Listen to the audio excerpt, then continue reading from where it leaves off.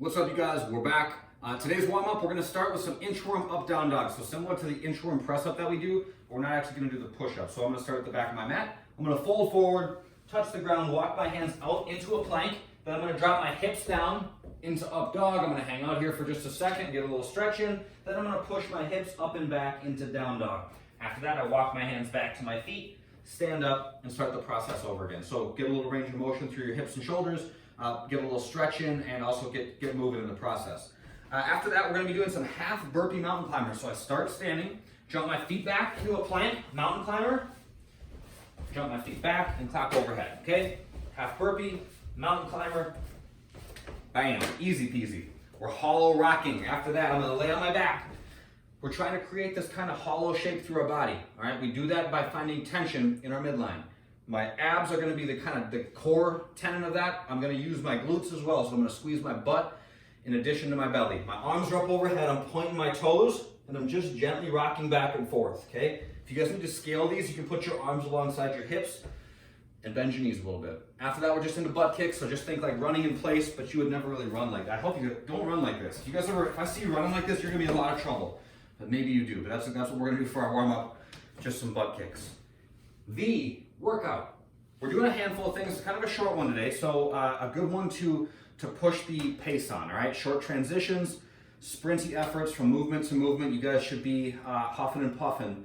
Definitely more in this one than you would for some of the longer ones that we do. We're starting with dumbbell snatches for the equipment track. The dumbbell starts between my feet. I'm using my hips to bring the thing all the way up to overhead, okay? So I'm gonna stand up quick.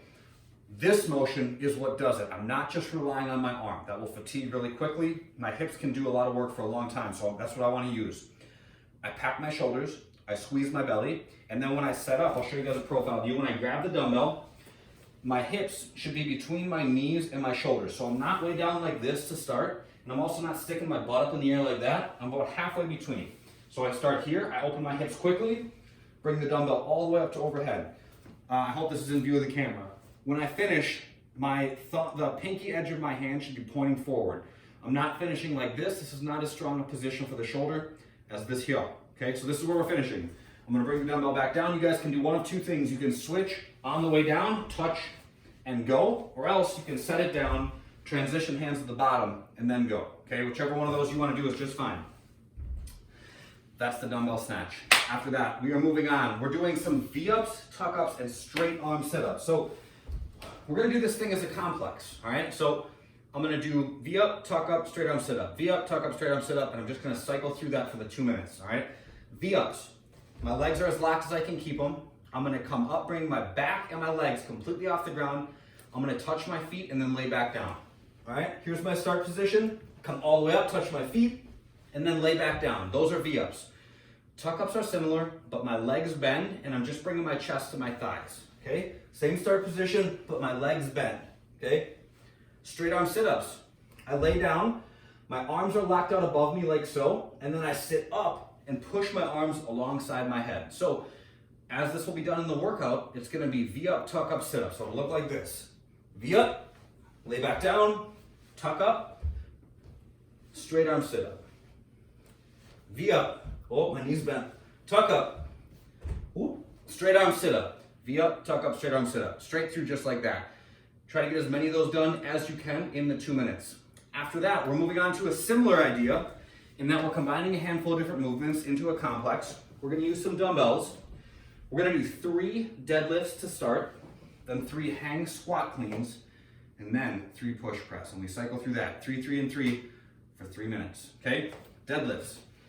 The front of the dumbbell is gonna touch the ground between your reps, okay? Your back needs to stay flat. That's the most important thing when we do these. Abs stay braced, shoulders stay pulled back. If you can't keep your back straight, when you touch the dumbbells to the ground, don't go as low, okay? That would be a very good reason to short range of motion. I pack my shoulders, I squeeze my belly, I send my hips back, reach down, grab a hold of the bells, and stand up. That's 1. Touch the front of the dumbbell, 2, that's 3, okay? After this, hang squat cleans. Kind of a lot going on here. I'm gonna stay in the same stance that I would use for my deadlifts. I'm just gonna bend my knees a little bit as I lean forward, just a teeny bit.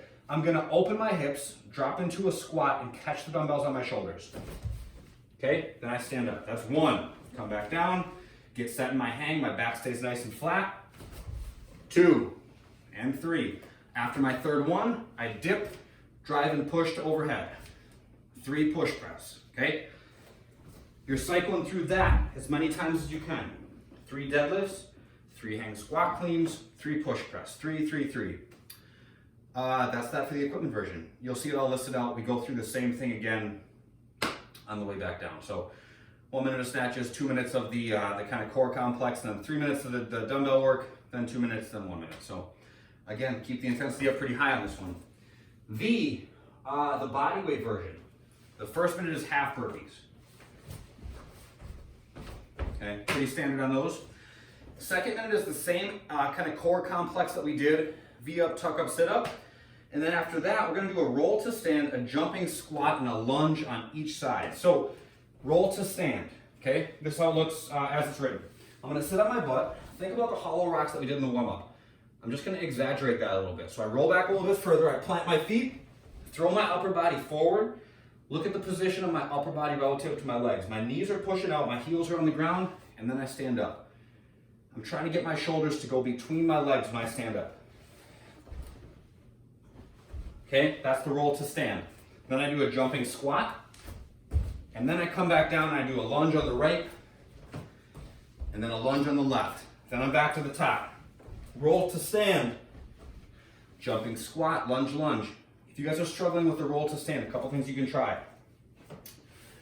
You can use your hands a little bit. So when you come forward, see if you can like grab a hold of something to stand you up. Maybe put some dumbbells or something, leg of a coffee table, whatever, out in front of you. You can even grab a hold of your thighs if that helps to pull your upper body a little bit further forward. And then same thing that we did before is we're going to just be working our way back down through the same movements as we descend in the time domain. So that's that. I think I got everything. That's that. The fun today, we're going to do 3 rounds of 15 tempo odd object squats. Okay, so we're taking a 3-second descent is going to be the tempo. And you guys need to find something that is an odd object. Okay, so pick up something that obviously makes sense for working out, but find something that's kind of a little bit different than what we typically use. Maybe it's like a cooler full of water. I don't know, find something. Maybe it's a cinder block from outside, and you're gonna embrace that tempo for 15 reps in a row. Okay, so I find my squat stance, I hold on to my imaginary odd object here, I squeeze my belly, I squat, 1, 2, 3, and then I stand back up. 15 of those in a row, 3 times through, that's that. V mobility, we're gonna do legs up the wall. Don't really have a great spot to do this. If you guys picture there being a wall in front of me, I'd put my butt right up against it, and then I would lay with my legs locked out. So the wall's kind of giving me a little bit of stretch through my hamstrings. It says to put a strap around your toes. The purpose of that, you guys could use a sweatshirt, a towel, a belt, whatever, is just to put a little bit of further stretch through the back of your legs as you go. So pulling your feet back towards you increases the stretch just a little bit. You don't need to pull a whole lot. Just give it a little bit of pressure and that will be totally fine, but just kind of a passive stretch, nice and easy one to finish out the day. That's that. I think I got it all. That's that. I'll see you guys in the next one. Have a good day.